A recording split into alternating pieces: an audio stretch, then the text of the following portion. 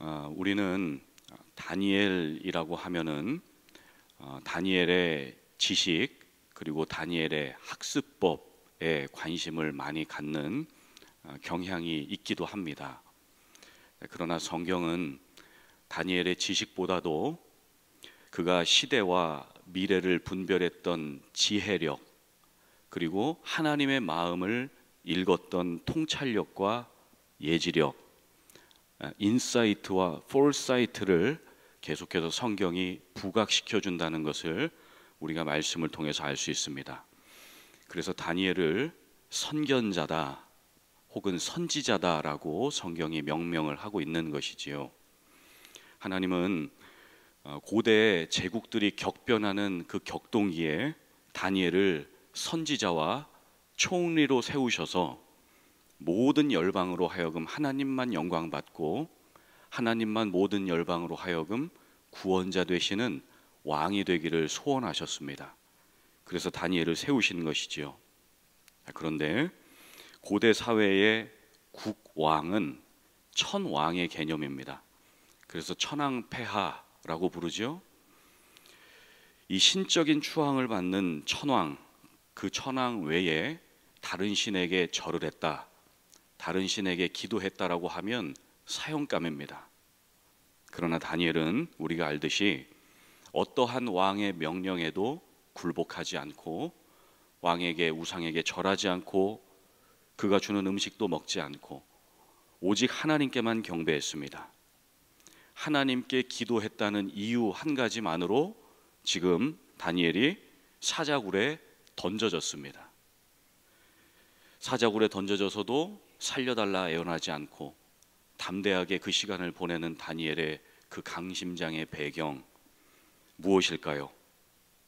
무엇이 다니엘로 하여금 그러한 인생의 시련과 난관을 돌파할 수 있게 해주는 믿음이었을까요? 다니엘이 도대체 무엇에 사로잡혀 있었는가?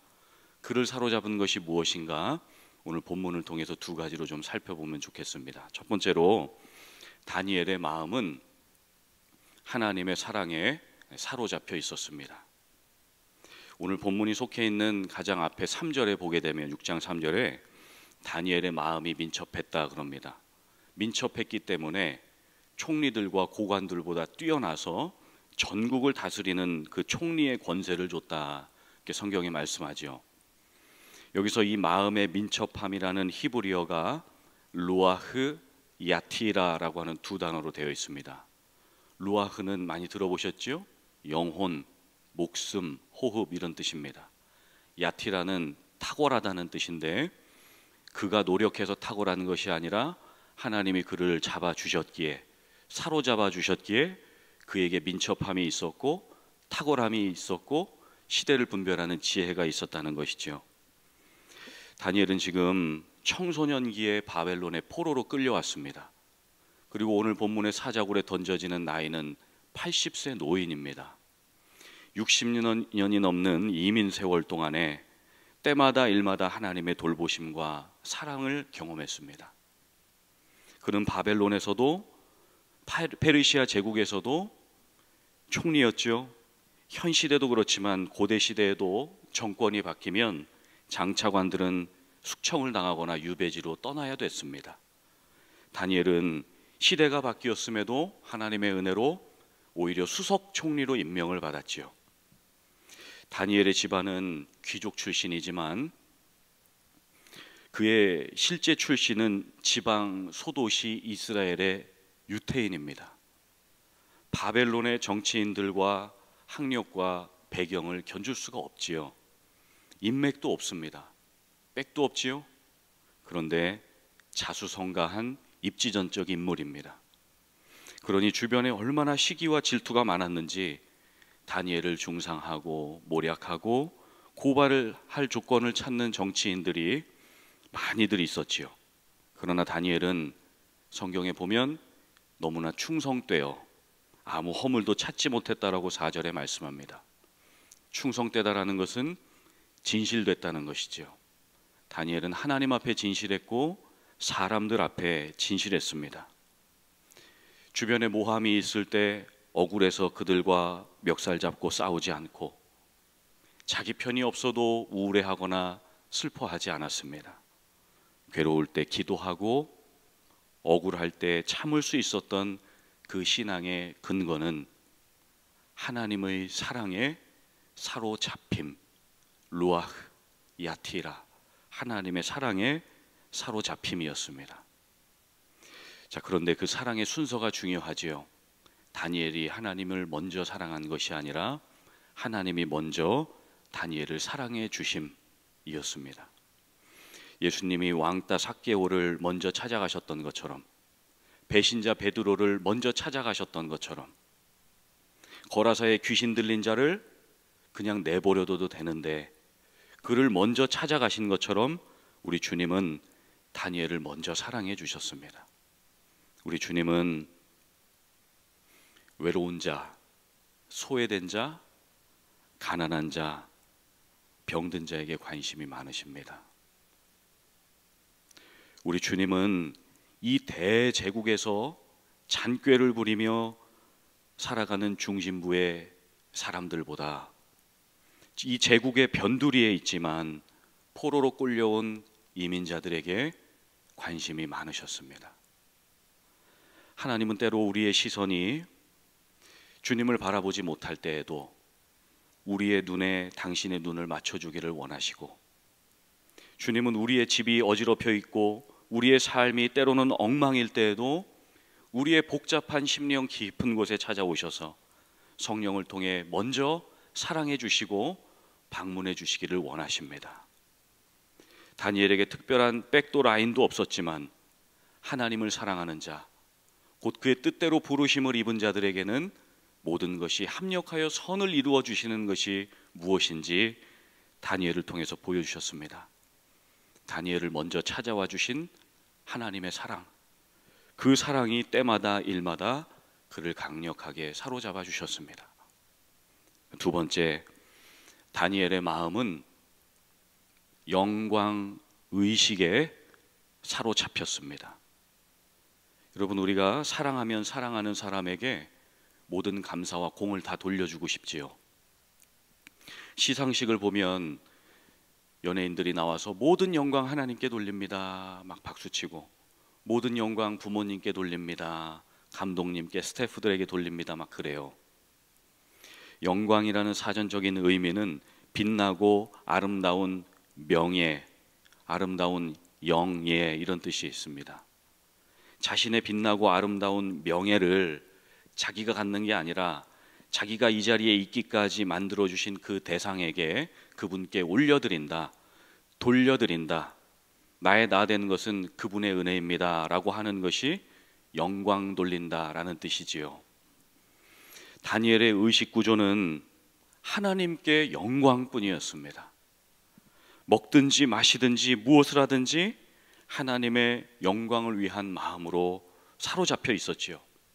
그런데 다니엘을 질투하던 정치인들은 그가 왕에게 절하지 않는다고, 여호와께 기도한다는 죄목을 가지고 합법적인 공문서를 만들어서 왕의 사인을 받아서 그를 사자굴에 집어넣었습니다. 다니엘은 사자굴에서 기도했지요. 살려만 주시면, 하나님 내 목숨만 건져주시면 내가 뭐든지 하겠습니다. 그렇게 기도하지 않았습니다. 주님, 내가 비록 사자밥이 될지라도 내 생명으로 하나님께 영광을 돌릴 수만 있다면 그것으로 만족합니다. 주님, 내 생명으로 포로된 끌려와 있는 당신의 백성들, 내 목숨을 인하여 저들을 구원할 은총을 허락해 주십시오. 다니엘의 기도는 영혼 구원의 기도, 하나님께 영광되는 기도였습니다. 여러분 아시죠? 다윗이 얼마나 하나님의 영광 의식에 사로잡힌 자였습니까? 그의 고백 시편 73편 말씀에 보게 되면 이렇게 고백하죠. 내가 항상 주와 함께하니 주께서 내 오른손을 붙드셨나이다.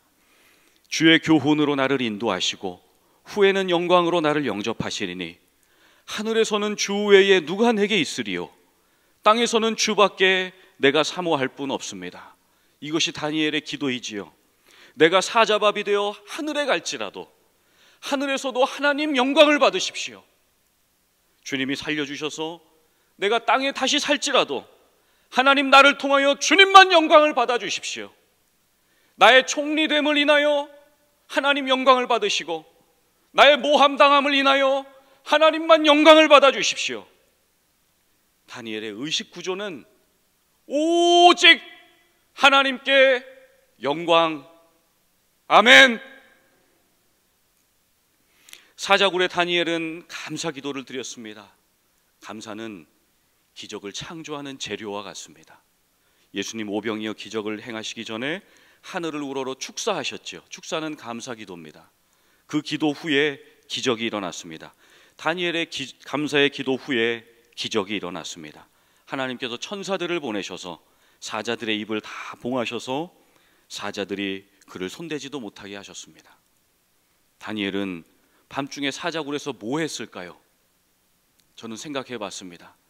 다니엘은 하나님께 기도하면서 사자굴에서 캠핑을 하지 않았을까? 저만 즐거운 것 같습니다. 캠핑을 하면서 하나님께 기도하고 사자들의 으르렁대는 소리가 자장가처럼 들리지 않았을까요?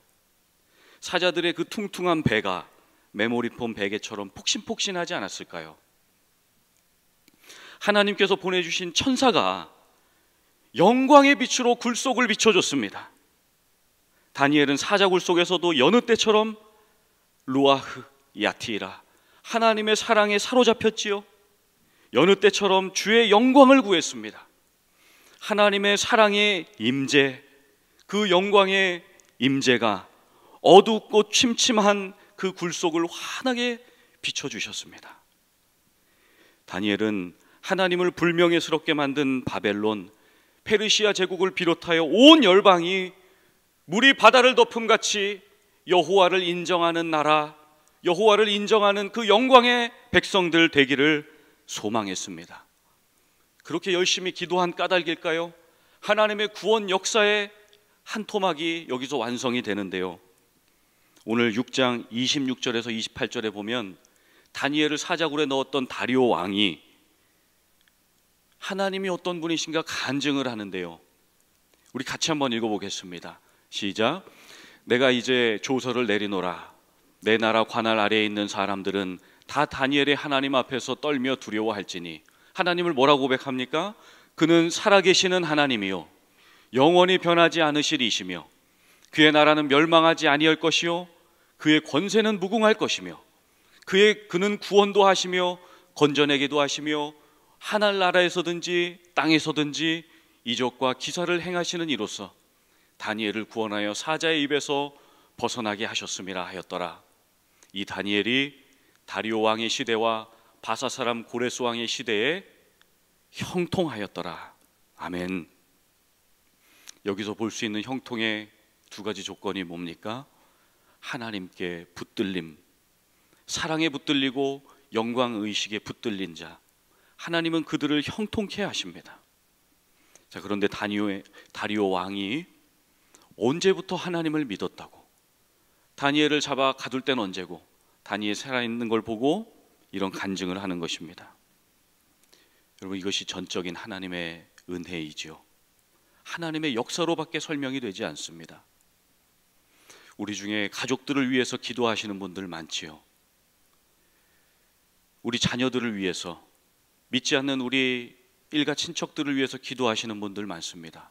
오늘 말씀을 붙잡고 하나님, 다리오 왕에게 베풀어 주셨던 하나님의 저 간증이 내 간증이 되도록 하나님 은혜 베풀어 주십시오. 그렇게 기도할 때 하나님 놀라우게 역사해 주실 줄로 믿습니다. 우리는 다니엘의 탁월한 모습을 보면서 우리의 신앙의 모델들로 생각하기도 합니다. 우리 자녀들의 이름을 데니엘로 많이 짓기도 하지요. 동시에 우리는 다니엘을 보면서 그 탁월함만 보는 것이 아니라 그를 탁월하게 하신 하나님, 하나님이신 예수 그리스도의 모형과 예수 그리스도의 그림자를 보게 됩니다. 다니엘은 사자굴에서 천사의 도움을 받았지만 예수님은 천사를 파송해 주시는 능력이 있는 하나님이십니다. 다니엘은 사자굴의 위험을 만났지만 예수님은 위험에서 건지시는 유다의 사자가 되십니다. 예수님은 사망이 왕노릇하지 못하도록 부활의 영광으로 승리하시는 우리의 하나님이 되시는 줄로 믿습니다. 여러분, 물고기는 물이 있어야 살지요. 그렇듯이 사람은 하나님의 영광의 물이 있어야 그 영광의 풀 안에서 영광스럽게 살아갈 수가 있습니다. 왜냐하면 우리는 하나님의 영광을 위해 창조된 영광스러운 하나님의 자녀들이기 때문에 그렇습니다. 하나님은 당신의 소중한 종이자 아들 다니엘이 사자의 한 끼 간식거리가 되는 것을 원하시지 않으셨습니다. 하나님 우리 아버지는 자녀들이 시험 당할 때 피할 길을 내어주기를 원하시지요. 그러므로 우리의 영혼은, 우리의 삶은 하나님과 함께 할 때 가장 안전하고 가장 행복하고 하나님의 인도와 보호를 받을 때 우리의 인생은 의미가 있는 것입니다. 다니엘의 하나님, 우리의 하나님이십니다. 과거에 역사하셨던 하나님, 오늘도 그 하나님은 우리의 삶에 기적을 베풀어 주시기를 원하시지요. 사망의 음침한 골짜기, 그 칙칙하고 어두운 사자 굴 속에서, 그 인생의 풀무불 속에서도 우리 주님은 우리를 건져주기를 원하시고 우리에게 은혜 베풀기를 원하시고 우리를 사랑과 영광으로 사로잡아 주시기를 원하십니다. 하나님의 이 풍성한 사랑과 영광스러운 임재가 사랑하신 우리 성도님들의 가정과 자녀들과 산업 가운데 함께 하시기를 바랍니다. 그리고 하나님을 아버지라 부를 수 있게 하시고 하나님을 목자로 따라갈 수 있게 하시고 놀라운 사랑과 영광으로 우리를 붙드시는 하나님께 우리의 모든 사랑을 올려드리고 우리의 모든 영광을 올려드립니다. 아멘. 잠시 기도하겠습니다.